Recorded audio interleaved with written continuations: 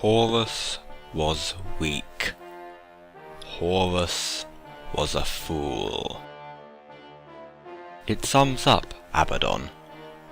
Horus allowed himself to be used by Chaos. Horus is the Chaos Power's dupe to get back at the Emperor. Abaddon will never let this happen. He will never allow himself to be a pawn of chaos. Simply surviving without choosing one as a patron is a massive achievement.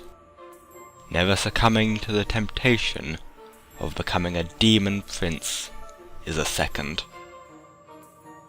The drive of Abaddon is so great that he would rather battle and scrape and bite and claw his way up to achieve his goals on his own terms than achieve immortality and virtually limitless power, because the alternative is to open the slightest chink in his independence that the Chaos Gods will exploit.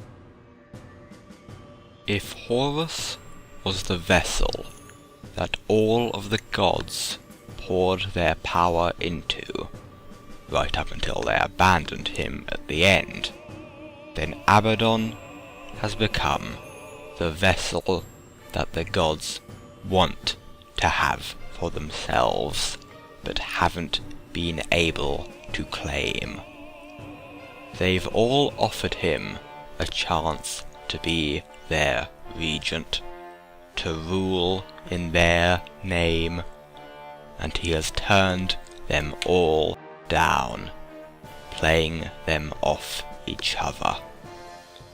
He is the new emperor in a way that Horus never was or would have been. Abaddon has, through sheer force of will and dominance, made himself more than a pawn. He has made himself kingmaker. For if he were to choose one god to serve, if he dedicated the Black Legion to a single power in his name, that god would crush his rivals almost to the point of victory. Almost. Because chaos can never win against itself, of course, and Abaddon has seen the truth of this.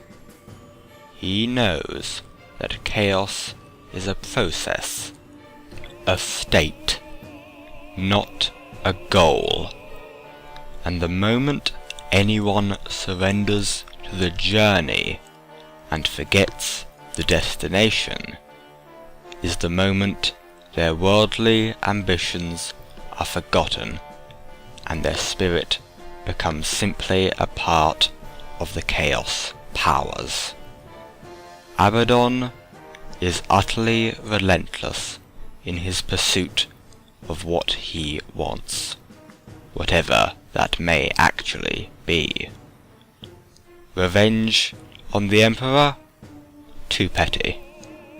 Vengeance for Horus? Too sentimental. Power? Yes.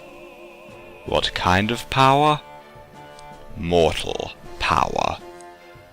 He could have all the immortal power he can handle if he but asks for it, but that is not what drives him. He sees the Primarchs disappear, fade, die, or simply not care anymore, and he understands that only a man can really rule other men. Abaddon doesn't want to destroy the Imperium. He wants to succeed where Horus failed. He wants to be Emperor and have mankind bow beneath his rule. His rule, not the rule of the Chaos Gods. Abaddon has not failed because he is willful or incompetent. He has mustered the greatest armies since the heresy, and unleashed them upon the material universe. He has amassed power and influence within the Eye of Terror greater than any Primarch. He has done this through feat of arms and personality. But the one thing he can never truly do, because it is anathema to chaos, is truly unite the ruinous powers. They can only come together in dominance, not subservience. Whenever Abaddon has been on the brink of victory, his backers break rank, seeking to gain some last-minute, short-term advantage.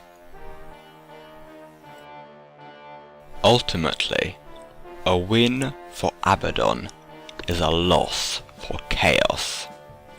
If he becomes Emperor, he has everything he desires, and they can hold nothing over him. And so they continue to dangle the carrot, continue to be his patrons, giving him demonic power and servants, ordering their mortal representatives to debase themselves and serve his will, all in the hope of snatching the final victory of Abaddon for themselves. It is the office politics of hell, quite literally.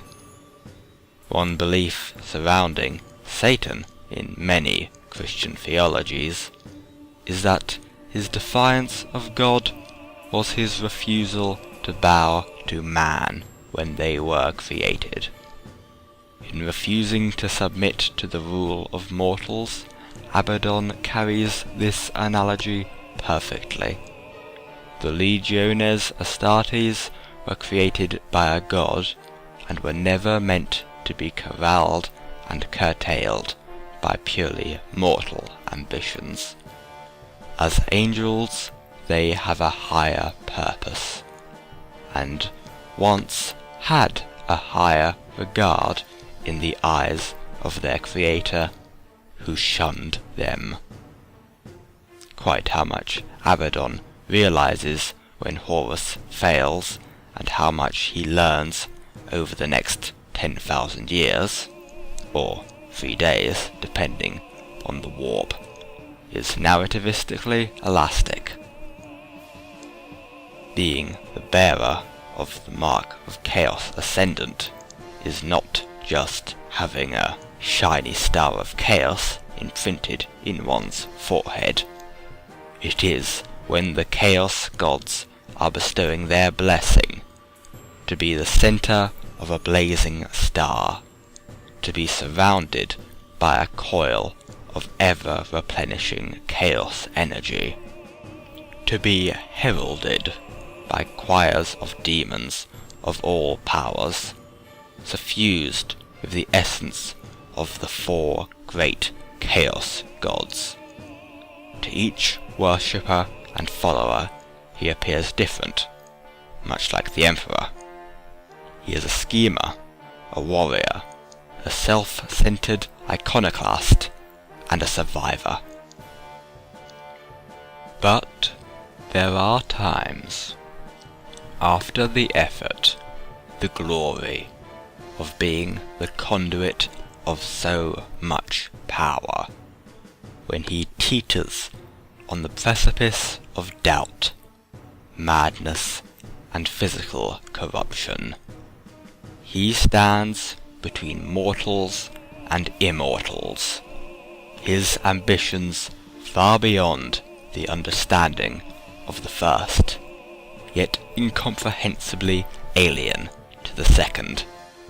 Constantly he is failed by the inherent weaknesses of both. His enemies circle, material and immaterial, sensing potential weakness. His allies start to disappear. For a while, the Chaos powers are disinterested, choosing to split, becoming self-serving once more, raising up their champions, sometimes alone, sometimes together, hoping that these mortals will rival Abaddon. Yet they never do. And he wonders if it is vanity. He wonders if he is deserving. He wonders if what he wants is possible. And then the powers come back, trying once more to win him to their cause, taunting, threatening, cajoling and coercing Abaddon to become theirs and theirs alone. And he listens, and he wonders, and always from somewhere deep within his soul, from the darkest yet strongest place in his mind, the answers come back, hesitant but growing louder with every beat of his twin hearts. Yes, yes, one day it will all be yours. And he starts the struggle again. The long war continues.